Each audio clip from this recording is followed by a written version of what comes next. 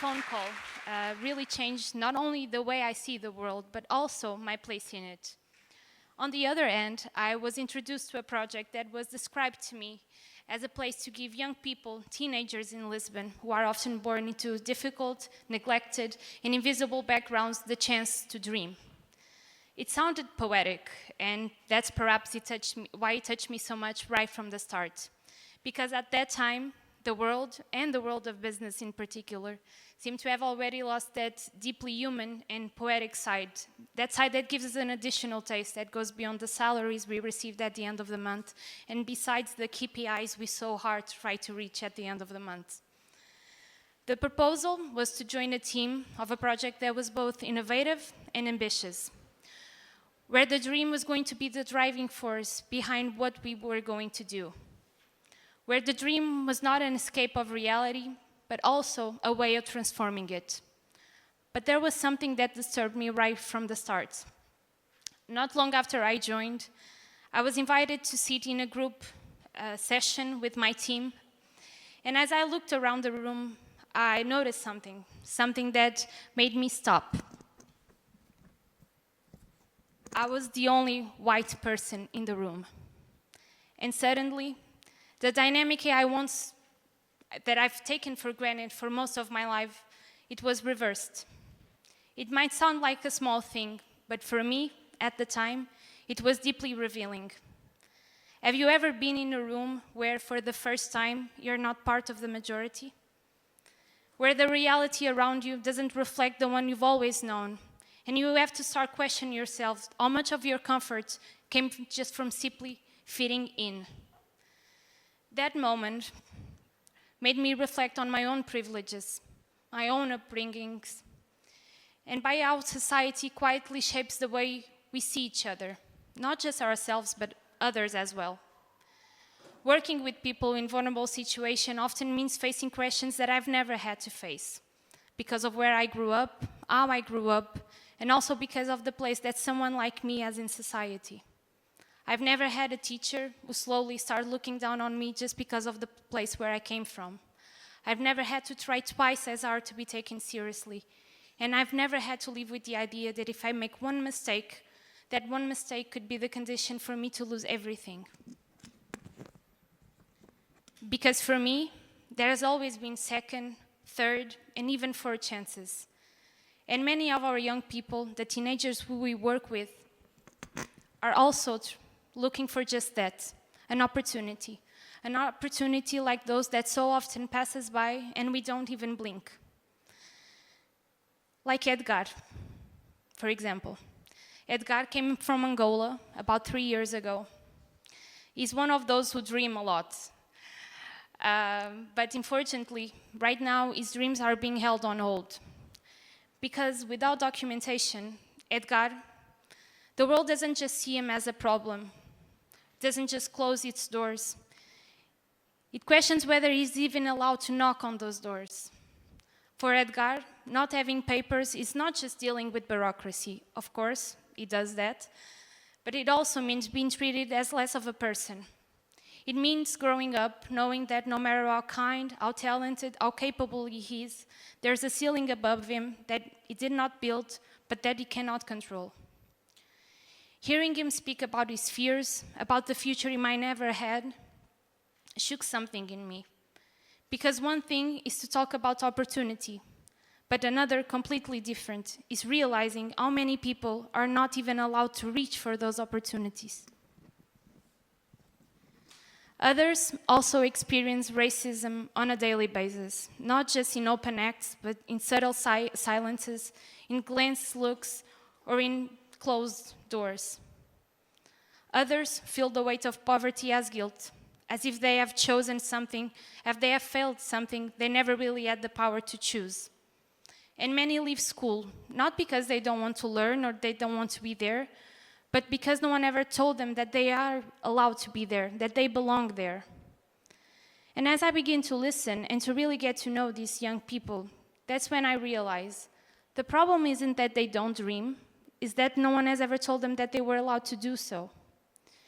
And this is where the community comes in, because a dream on its own, it's fragile, When it finds an echo in other people, when it's shared, when it's welcomed, then that dream can start to sink in. And I want to talk to you about Francisco. He's 16, he lives here in Lisbon, in Portugal North neighborhood. He was one of the first kids to apply to our program, and since then he hasn't missed one single activity, one single session. He got involved in everything he could, as if the future was just around the corner. Recently, Francisco entered a writing competition, a creative writing competition, whose final destination was Expo Osaka in Japan. I know. The winner would have the opportunity to recite their poem in the Portuguese pavilion, in the Portuguese language day. Francisco, once again, dared to dream. He dared to believe that that stage on the other side of the world could be his too.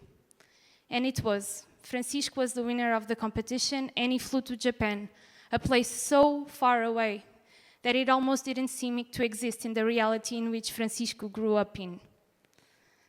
On this trip too, Francisco was reminded of the power of a community. He took with him the voices of so many others, like Edgar, who have created among themselves a community and who doesn't let the starting point define their destiny. Stories like Francisco remind us that a dream is not a luxury, it's a right. And when the community is present, that reality can really be a real possibility. And then there's Abigail. Abigail is a student, also here in Lisbon.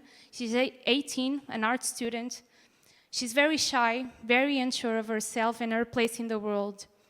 But she's a great observer. And one day she brought her camera. And what started as a spark really turned into a fire, and a few months later, Abigail was invited to have her first photo and drawing exhibition. Watching her stand next to her photos, to her paintings, it became more than just the images that I was seeing. It became something bigger. It was about Abigail being seen. It's in everyday moments that really stay with me.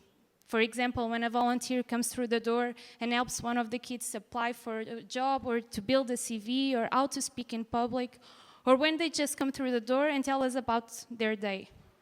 It might seem like a small thing, but when no one has ever taught you to do them, when no one has ever listened to you, those things can really become life-changing. They made me realize that a community isn't just about living in the same neighborhood or having the same values or the same stories. It really is about knowing that there is someone on the other side who believes in you, who listens to you, who supports you, who doesn't let you give up even when the world seems too small for your dreams. Some of the most meaningful lessons I've learned along the way came from watching different parts of this kids' world come together. When I've had the chance to work with schools, with families, with teachers, with different organizations, that's when I really see what community looks like. For me, the space we're creating is a space where young people can really discover who they are, where they can rediscover who they are.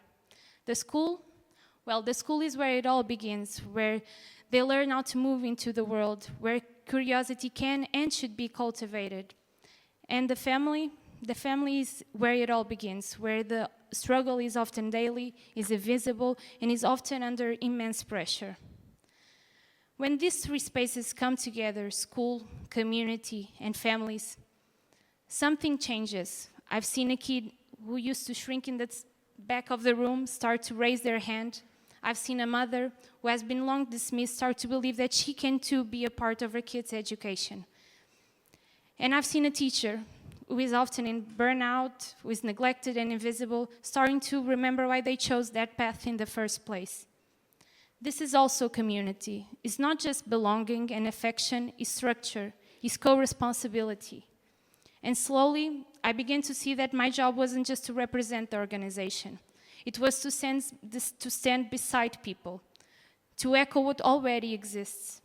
I thought that being a communication manager meant something very easy, just tell what we do.